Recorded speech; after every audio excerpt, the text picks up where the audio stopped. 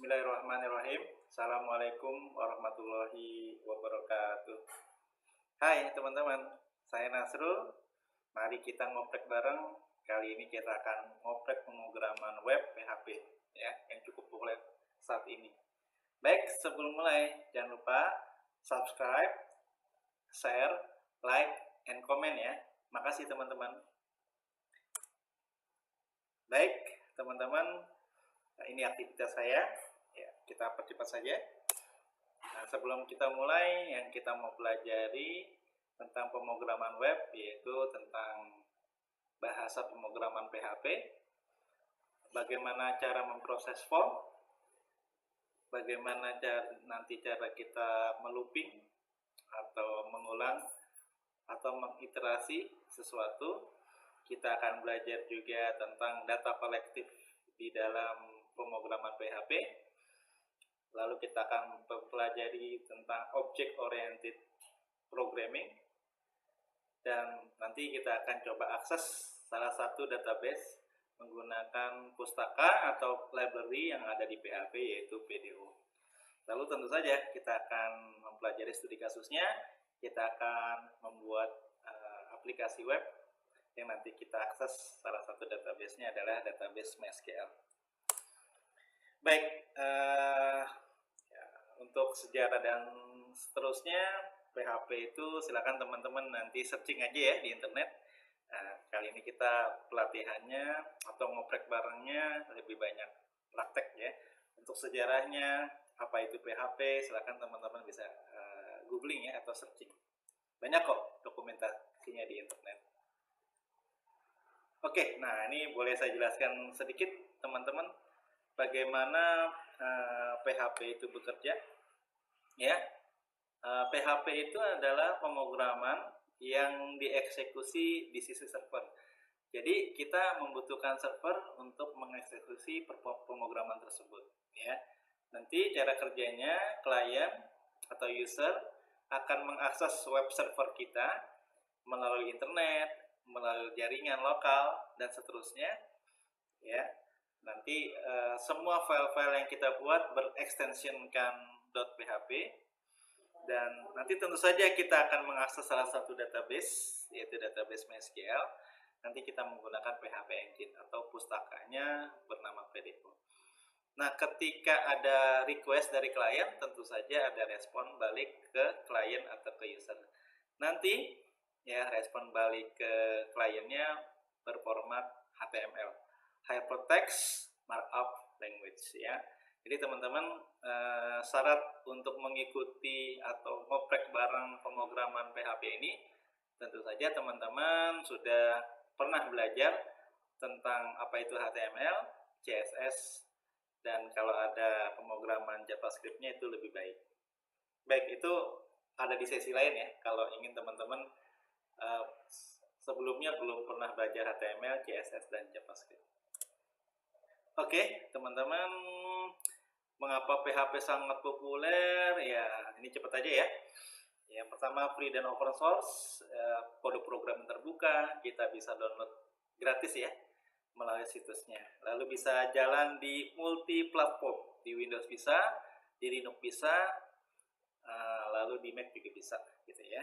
Oke, teman-teman, apabila teman-teman pernah belajar bahasa pemrograman lainnya, itu relatif lebih mudah ya, seperti C atau JavaScript, karena nanti secara konseptual itu sama ya. Dan tentu saja teman-teman, karena ini open source ya, yang berbasis Linux atau Unix, nanti dia lebih efisien sifatnya. Baik, ini saya percepat aja teman-teman. Oke, nah untuk basic sintaknya nanti kita teman-teman bisa ditanam di HTML. Nanti ada penanda khususnya bahasa PHP, programming PHP, tanda lebih kecil, tanda tanya PHP, lalu ditutup tanda tanya lebih besar ya. Nanti setelah itu teman-teman masukkan ya program-program PHP-nya di dalam scripting PHP tersebut ya. Ada komentar ya, nanti ditandai dengan double slash, ada untuk mencetak, nanti keywordnya biasanya echo gitu ya. Lalu nanti kita cetak berupa dokumen-dokumen HTML. Ya, contohnya di sini paragraf hello world. Nah, seperti biasa ya teman-teman, kalau kita belajar pemrograman biasanya ada pertama kali kan kita akan belajar tentang mencetak hello world seperti itu. Oke teman-teman, baik kita langsung praktek saja. Sebelum praktek ya teman-teman, yang perlu dipersiapkan pertama tentu saja web servernya ya. Kalau kita lihat tadi kita butuh web server ya, butuh web server. Nah nanti teman-teman bisa download web servernya ya. Kalau saya kebetulan pakainya web server yang diinstal di OS Windows gitu ya. Biasanya saya pakai XAMPP ya. Jadi teman-teman nanti silakan siapkan dulu Apache-nya, web servernya di Windows. Teman-teman bisa gunakan XAMPP ya. Silakan yang belum punya software tersebut, teman-teman download dulu di situsnya langsung gitu ya. Yang kedua tentu saja text editor. Saya sehari-hari kebetulan biasa pakai Visual Code, Visual Studio Code, silakan. Atau teman-teman pakai text editor Sublime Text 3, dipersilakan juga. Atau ya teman-teman pakai text editor Notepad++, dipersilakan juga ya. Atau bawaan Windows langsung ya bisa Notepad ya, tapi memang nanti kurang powerful gitu ya. Jadi teman-teman kalau bisa silakan gunakan text editor yang cukup baik gitu ya. Nah saya sarankan ya, pertama tadi Visual Code, silakan teman-teman kalau yang belum punya di download dulu, atau Sublime Text gitu ya. Oke, kita coba pakai Visual Code ya. Ini saya buka text editornya.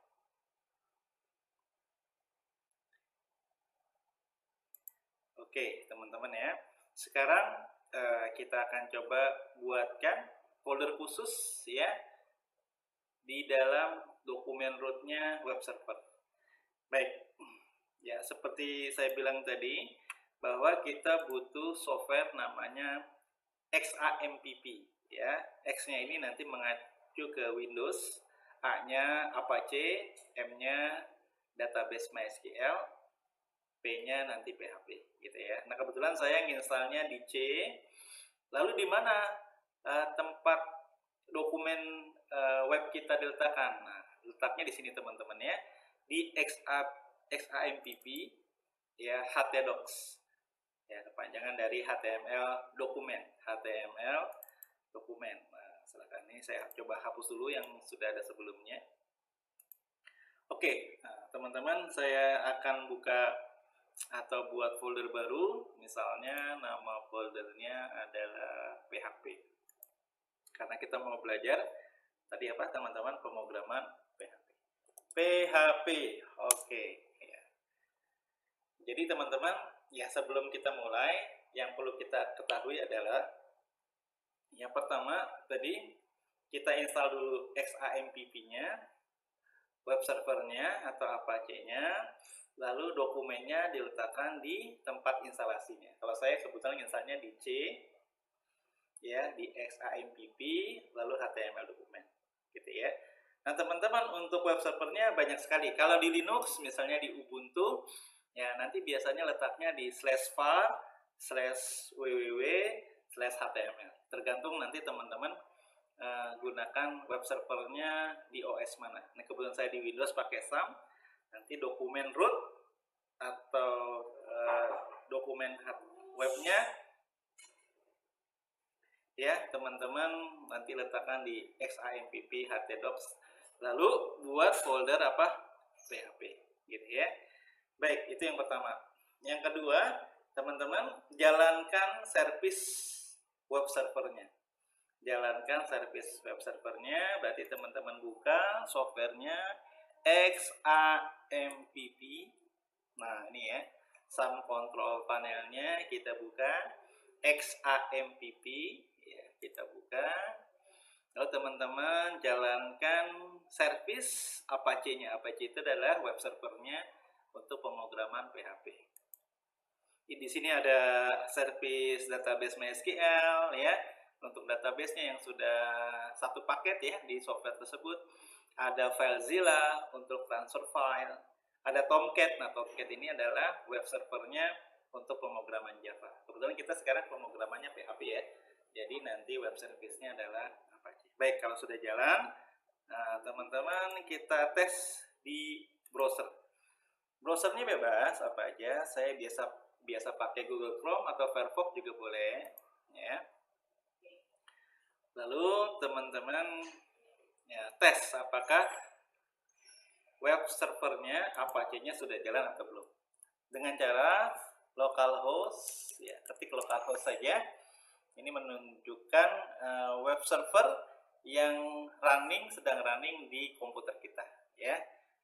Nanti kalau teman-teman sudah mendaftarkan domain dan hostingnya, ya. Nah, nanti teman-teman bisa ketikkan nama domainnya, misalnya nasrul.com, ya, misalnya ya. Nanti kalau teman-teman sudah mempunyai domain dan hosting, karena masih di lokal di komputer kita, nah teman-teman menjalankannya, memanggilnya dengan cukup localhost ya. Localhost, enter. Nah, ini sudah jalan teman-teman ya. Ini sudah jalan, oke. Sam Apache, M-nya nanti MariaDB ya. Jadi kelanjutan dari database MySQL adalah MariaDB, lalu ada PHP dan Perl. Gitu ya. Versi PHP yang saya gunakan versi 7.4.2 gitu ya. Baik, itu cara menjalankan. Atau bisa memanggil nomor IP lokal di komputer kita dengan nomor IP lokalnya 127.0.0.1. Nah, ini sama saja gitu ya. Oke, teman-teman ya. Nah, sekarang tadi saya udah buat folder PHP.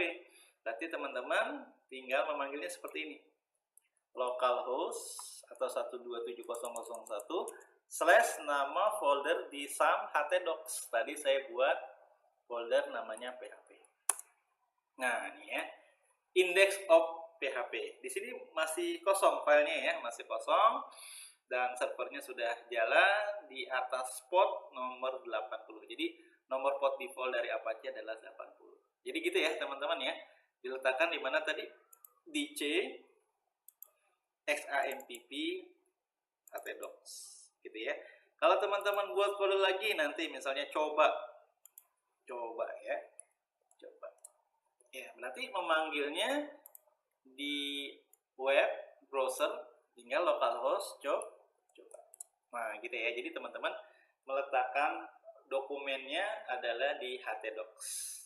Oke, teman-teman, sudah jalan. Sekarang kita akan mempelajari materi-materi tentang pemrograman PHP. Baik, kita kembali dulu ke slide ya. Tadi sampai di sini. Mengapa PHP itu sangat populer? Lanjut, next. Basic kita yang tadi sudah ya. Nah, teman-teman kita akan pelajari pertama adalah variabel. Variabel adalah ya sebuah nilai ya yang disimpan atau yang dialokasikan ke memori komputer kita ya. Itu namanya variabel. Nah, di dalam pemrograman PHP nanti direpresentasikan atau diawali dengan simbol $. Nah, contohnya $var_name. Baik, teman-teman, kita coba ketahui dulu ya, bagaimana sih cara bikin variabel yang benar gitu ya. Yang pertama, cara buat variabel yang benar. Yang pertama, diawali dengan huruf atau underscore ya. Yang kedua, isinya hanya boleh huruf, angka, atau underscore itu yang boleh ya. Berarti yang lain nggak boleh nih, seperti spesial karakter itu nggak boleh ya, tanda crash atau yang lainnya itu nggak boleh ya. Selanjutnya teman-teman nggak boleh pakai keywordnya PHP, contohnya kelas gitu ya. Nah, ini contohnya 25 disimpan oleh variabel myvar. Jadi nggak boleh spasi ya, tidak boleh ada spasi nama variabel. Kalau mau pakai underscore atau dengan konsep camel case, undak-unta ya. Jadi awal kata pertamanya kecil, nanti begitu awal kata kedua huruf besar. Terusnya apa? Kecil lagi. Jadi seperti undak-unta. datar, naik, turun lagi. Nanti kalau ketemu kata ketiga, naik lagi, datar lagi, turun lagi gitu ya. Baik, itu ya teman-teman, ini cepetin aja. Oke, selanjutnya teman-teman di sini kita mau pelajari tipe data ya di variabel. Ya, seperti biasa pada umumnya kalau pemrograman pasti ada tipe datanya. Ada yang tipe data boolean, nilainya true atau false, benar atau salah, integer bilangan bulat, float bilangan pecahan, nanti ada desimalnya ya. Lalu string atau teks nanti diapit single quote atau double quote. Ada arrays atau nanti data kolektif, ya nanti ada keyword array-nya atau kurung siku. Ada objek, nanti ada keyword new-nya, ya nanti kita akan pelajari ini semua. Oke, teman-teman, terusnya ada tipe data konstanta yang nilainya tetap. Di dalam pemrograman PHP nanti menggunakan fungsi define. Nama variabelnya, lalu koma, nilainya apa, gitu ya. Baik, teman-teman, seperti JavaScript atau pemrograman yang lainnya, PHP ini, teman-teman, untuk variabelnya, tipenya adalah on the fly. Apa itu on the fly? Jadi, nggak perlu teman-teman mendeklarasikan tipe datanya apa sih. Kalau di pemrograman lain, misalnya di Java, itu harus mendeklarasikan dengan tipe data apa. Misalnya tadi myvar, depannya kasih dulu tipe datanya apa, string, gitu ya. 1, 2, 3, tipe datanya apa, integer, gitu ya. Nah, JavaScript atau PHP nanti sifatnya on the fly. Artinya kita nggak perlu mendeklarasikan ya tipe data tersebut, nanti si pemrograman tersebut akan tahu dengan sendirinya. Kalau teman-teman 15213 seperti contoh di sini, ya berarti nanti integer. Kalau 567,89 berarti float. Kalau nanti misalnya di sini nama barang televisi, ya pakai string tanda kutip, ya berarti itu string. Ya nanti sifatnya apa? On the fly. Baik teman-teman, kita pelajari. Kita mulai codingnya. Saya buka lagi ya text editornya. File, open folder, karena tadi yang pertama saya hapus. File, open folder, lalu kita buka di mana? Di C, di XAMPP, di htdocs, lalu di PHP. Ya, kita buka folder kita select foldernya. Oh, masih ada latihan satu nih yang melalui ini. Kalau enggak saya close dulu ya teman-teman ya. Close dulu, saya buka, saya restart dulu ya, Visual Code. Visual Code. Nah, oke teman-teman, langsung kosong ya. File, open folder, XAMPP, htdocs, PHP. Iya, baik teman-teman, kosong ya. Nah, sekarang kita latihan pertama tentang variabel ya. New file. Kalau di editor lain klik kanan new file. Kalau di Visual Code tinggal cari icon new file. Baik, misalnya nama latihan pertamanya adalah nama filenya latihan 1. Jangan lupa extensionnya .php. Bentar. Oke, teman-teman, saya perbesar dulu ya. Kalau mau perbesar, Ctrl+ aja. Oke, teman-teman, tadi gimana scripting PHP? Diawali dengan penanda PHP. Ya. Diawali dengan apa, teman-teman? Penanda PHP. Oke, ini saya close dulu ya. Diawali dengan penanda PHP, buka PHP. Nah, teman-teman, ya. Ketentuan yang lain, kalau nanti murni scripting PHP, nggak perlu ada penutup. Nggak perlu ada penutup ini ya. Tapi nanti kalau ada kode HTML, CSS, atau JavaScript, nanti tentu saja ada buka tutup PHP-nya.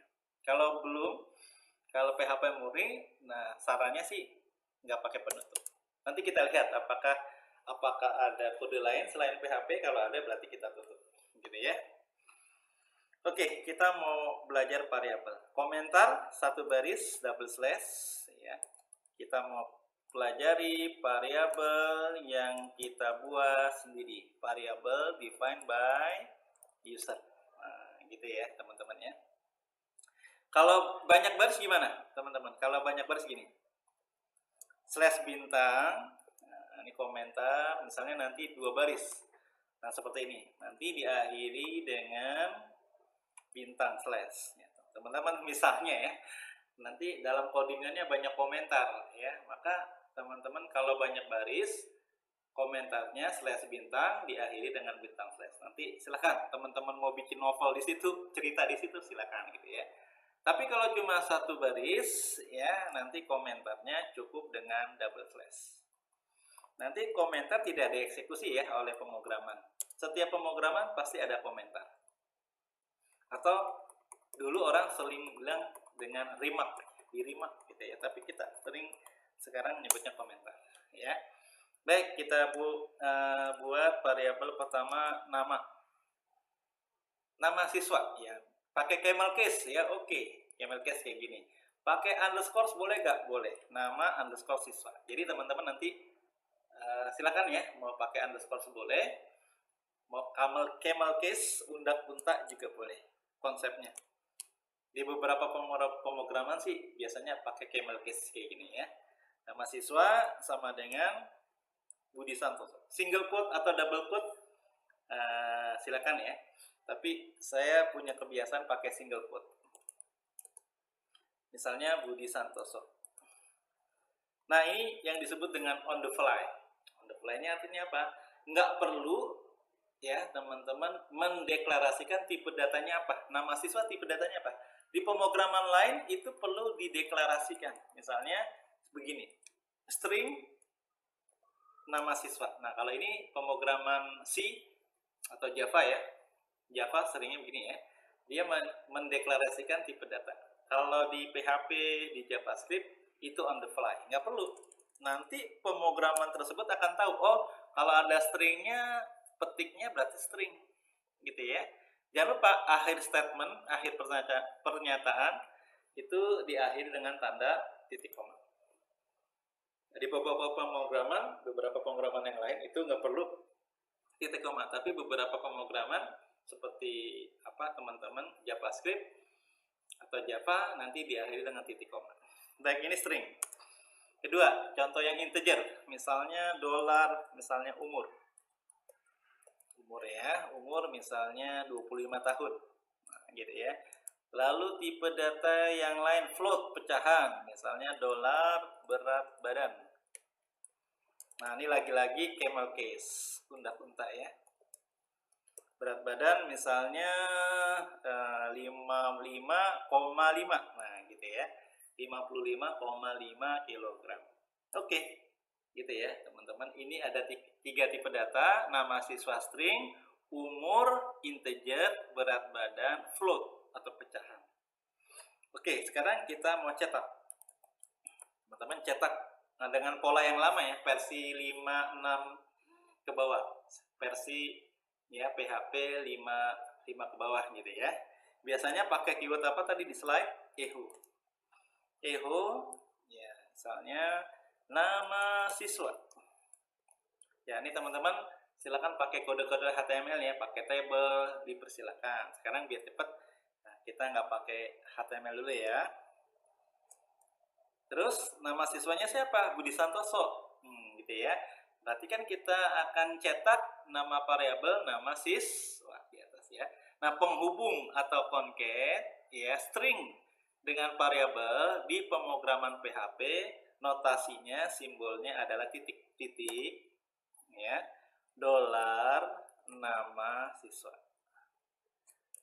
Biasanya kalau editor yang bagus itu ada autocomplete. Nah, kayak gini ya. Oke, gitu ya, teman-teman ya. Sarannya teman-teman single quote. Sarannya single. Kenapa nggak double quote? Double quote boleh ya, tapi sarannya single quote ya. Kenapa? Karena takutnya nanti ketemu dengan atribut value HTML. Contohnya begini, paragraf line. Nah, teman-teman ini harus memang ketahui dulu ya apa itu HTML. Line sama dengan center. Berarti nanti nama siswa akan dicetak di tengah-tengah berbentuk apa? Paragraf. Nah, kan nggak bentrok ya. Ya, jadi atribut value HTML double quote. Sedangkan di sini echo-nya single quote, nanti dia nggak bentrok. Ya, coba kalau di sini double quote. Double quote. akan bentrok ya. Jadi teman-teman saran pertama ya, single quote. Kenapa? Karena tadi alasannya nggak bentrok dengan atribut value HTML. Nanti ada alasan-alasan lain kenapa pas begitu echo nih, pas echo ya. Kalau untuk assign variabel, nilai variabel sih single quote, double quote nggak masalah gitu ya. Tapi pas mencetak nanti disarankan single quote gitu ya. Nanti ada alasan lain. Oke gitu ya. Alasan pertama biar nggak bentrok dengan atribut value HTML. Baik, kita mau cetak yang lain ya, di enter echo gitu ya, pindah baris. Nih, ini HTML ya. Apa? Umur spasi titik 2 spasi concate-nya tadi apa? Titik panggil variabelnya dolar apa teman-teman, umur. Nah, itu ada kompletnya ya. Oh iya, kalau di JavaScript atau di mana, di Java nanti concate-nya plus. Nah, memang masing-masing pemrograman teman-teman mempunyai kekhususan ya untuk concate-nya, penghubung string dengan variabel. Saya mau nambahin umurnya berapa tahun gitu ya, umurnya kan 25 tahun, berarti teman-teman concate lagi, concate string lagi, stringnya single quote lagi, spasi, jadi memberikan spasinya di dalam string ya, tahun. Nggak bisa teman-teman memberikan spasinya di mana? Di dalam variabel. Ini nggak ngaruh ya. Jadi memberikan spasi dan seterusnya nanti di dalam string. Itu spasinya di sini. Kalau teman-teman nggak kasih nanti akan rapat ya tanpa spasi. Jadi kasih spasinya di dalam string. Baik, terakhir cetak apa? Berat badan ya. Echo. Pindah baris lagi. Oke, BL. Berat badan. Spasi gitu ya, concate, nah gitu ya. Jadi concate-nya setelah penutup single. Jadi berpasangan.